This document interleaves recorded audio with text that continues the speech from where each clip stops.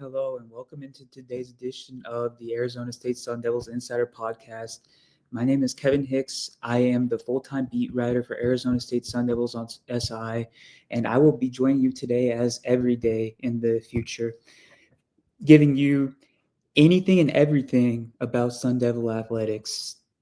Any breaking news, anything we want to talk about when it comes to a specific program, the athletic program and department at large, anything in between that, individual players that are doing well at the professional level, we will do all of that.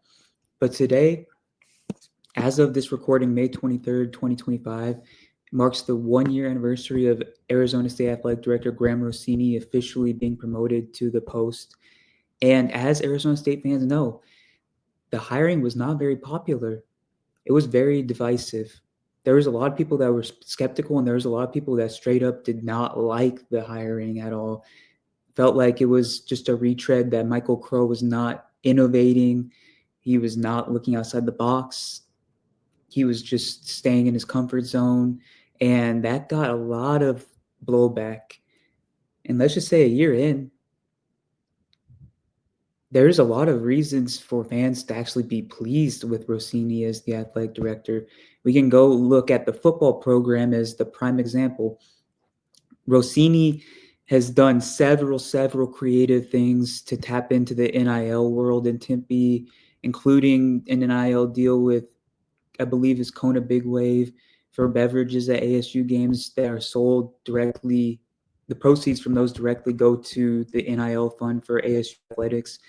He's also done things such as lowering parking costs at structures around the stadium to make it easier, less stressful, less financially burdening on fans, that the 50,000 fans that come to games every single week. He gave Kenny Dillingham another contract extension after this magical season. He was able to retain the entire coaching staff that yielded one of the best Sun Devil teams that we have seen in the last 25 years. Marcus Arroyo and Brian Ward are both two of the highest paid coaches in college football. They could have gotten head coaching jobs elsewhere, but they wanted to continue to ride out the special thing that's being built in Tempe. So credit to Rossini for that as well. Also, on the hockey front, the hockey program experienced its most successful season ever since they came onto the scene about a decade ago. And they're competing with some of the most storied programs in college hockey history in the desert. They're filling the gap that the Arizona Coyotes left when they moved to Utah. They are a very popular program within Arizona State right now, and the trajectory is only getting higher for them. Let's look at the women's basketball. It obviously didn't work with Natasha Adair, and that's a shame because she is a phenomenal coach and a great person. But it was time to move on. Rossini got the obvious hire with Molly Miller from GCU. And although it's an obvious hire, that doesn't make it any less impressive. Rossini will reportedly beat out Arkansas to acquire her services. And now the Arizona State women's basketball program is looking to get back to the heights that they reached under Charlie Turner Thorne, which included several Elite Eight and Sweet 16 appearances. They were on a year-by-year basis competing with powers such as Stanford and UCLA. Now they look to get back to that. It might not happen right away in year one, but it very well could happen in the near future. So overall, Rossini has done an amazing job innovating, being a step ahead of the competition, utilizing his knowledge of the modern landscape of college athletics and his work with the Arizona Diamondbacks. He has used all of that together to do a phenomenal job all around, and there's not a lot to complain about. There is one thing that is going to be a challenge when it comes to the athletic program over the next year. It's the basketball program.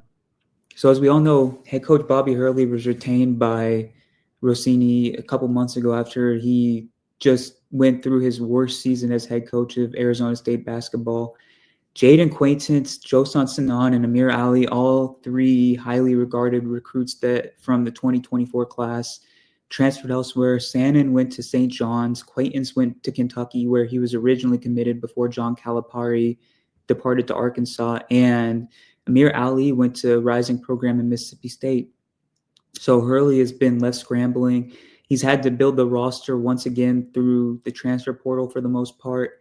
And in a Big 12 that is going to be uber competitive on night-to-night basis, it's hard to see the Sun Devils competing on a consistent basis. So that begs the question, does Hurley get another shot after this year if Arizona State does not make an NCAA tournament for a fourth consecutive season?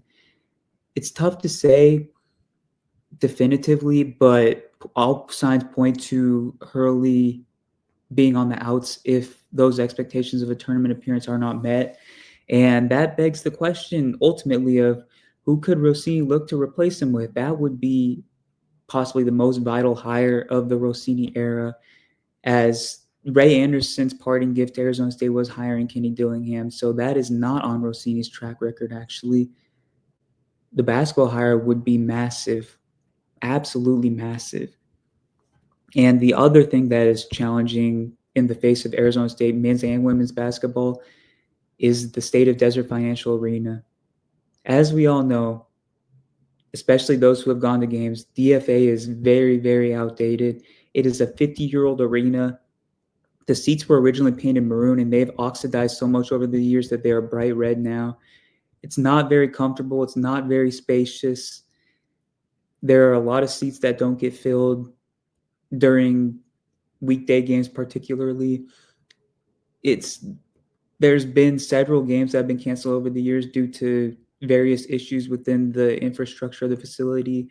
It's time for a renovation. And if reports are to be believed, especially by John Gambadoro of Arizona Sports, it's in the works to actually renovate DFA over the next several seasons. And it sounds like it will be a pretty extensive and lucrative renovation as well. So let's see if that gets announced over the summer. If Rossini is able to get the backing of President Michael Crow and potential donors, potential NIL supporters, we could be looking at a DFA that is among the best facilities in the Big 12, amongst the best facilities in the country. And that could really be a turning point for Sun Devil basketball after being able to draw in premier recruits over the years, but not being able to retain them and not being able to consistently build a home court advantage due to various existential and interior factors. So let's see what Rossini can do with the basketball program over the next year after hiring Molly Miller. That's just the start. And the basketball programs are only upward trajectory from here if the cards are played right. So props to Rossini for now, but there's still work to be done within the athletic program at large. And we'll see if he's up to the challenge of continuing the great work that he's done so far. All right. I just want to thank you all for coming in and tuning into today's edition of the Sun Devil Insider Podcast. Again, my name is Kevin Hicks. I will continue to be joining you every single day on this podcast.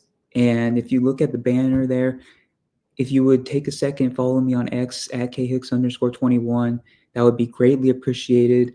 I will be posting daily article content on my X, along with video content from Arizona State practices and games in short order once they open back up to media. Thank you so much for coming and tuning in once again. Hope you enjoyed this episode. Signing off for today.